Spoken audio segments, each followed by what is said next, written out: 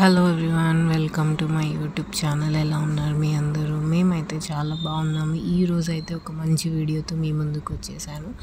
ఈజీగా పూరీ కూర ఎట్లా చేసుకోవాలి అనేది చూపిస్తున్నాను. ఫస్ట్ అయితే నేనైతే ఆనియన్స్ని అండ్ పొటాటోస్ని వాష్ చేసేసి ఈ విధంగా కట్ చేసేసుకున్నాను అనమాట.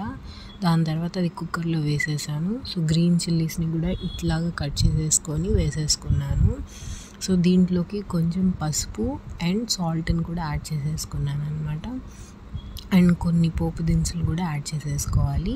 యాడ్ చేసేసుకొని ఈ ఐటమ్స్ అన్నిటిని ఇట్లా కలిపేసుకొని కుక్కర్లో వేసేసుకోవాలి. ఇప్పుడు కొన్ని కరివేపాకు రెబ్బల్ని బాగా వాష్ చేసేసుకొని వేసేసుకోండి. నేను చూపించిన విధంగా వేసేసుకోవాలి. సో బిగినర్స్ ఎవరైనా ఉంటే పూరీ కూర వండడం రానోళ్ళు ఎవరైనా ఉంటే ఈజీగా అయితే ఇట్లా కుక్ చేసేసుకోవచ్చు. పూరీ కూర 3-4 డిఫరెంట్ వేస్లో చేసుకోవచ్చు. సో ఇదొక వే అనమాట. సో ఇప్పుడైతే నేను తగినంత ఆయిల్ కూడా యాడ్ చేసేసాను.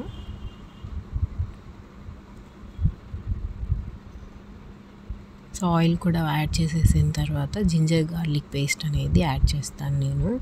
సో దీనికైతే 1/2 స్పూన్ అంత జింజర్ గార్లిక్ పేస్ట్ సరిపోతుంది. సో జింజర్ గార్లిక్ పేస్ట్ కూడా యాడ్ చేసేసాను. ఇప్పుడు స్పూన్తో ఈ ఐటమ్స్ అన్నిటినీ కలిపేసుకుంటాను నేను. చూడండి, మీరు కూడా ఇట్లా కలిపేసుకోవాలి. సో కలిపేసుకున్న తర్వాత తగినన్ని వాటర్ అయితే యాడ్ చేసుకుంటున్నాను. సో ఏదైతే ఆనియన్స్ పొటాటోస్ అనేవి మనం వేసామో అవి బాయిల్ అవ్వాలి కాబట్టి సో ఇక్కడ చూపించినంత వాటర్ అయితే నేను యాడ్ చేసుకుంటున్నాను. మీరు మీకు తగినంత వాటర్ యాడ్ చేసేసుకోండి.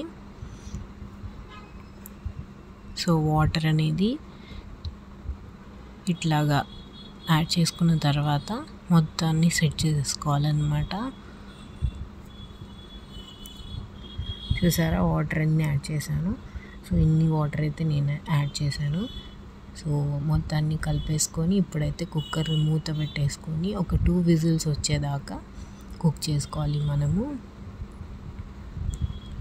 సో ఇప్పుడు నేను కుక్కర్ అయితే పెట్టేశాను. ఒక 2 విజిల్స్ వచ్చిన తర్వాత మనము చూద్దాము పూరీ కూర ఎట్లా ఉందో. సో నాకైతే ఇంకొంచెం వాటర్ ఉంది అనిపించింది.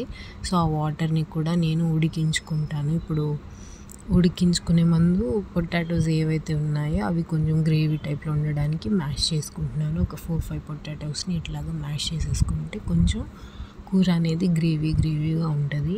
సో నేనైతే ఇప్పుడు స్టవ్ ఆన్ చేసేసుకొని వాటర్ కూడా కొంచెం దగ్గర పడేలాగా చూస్తాను.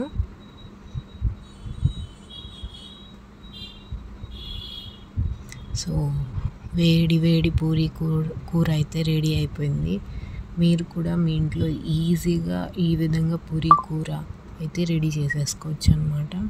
సో ఇది ఏంటంటే పూరీలోకి, చపాతీలోకి, పరోటాల్లోకి చాలా బాగుంటుంది.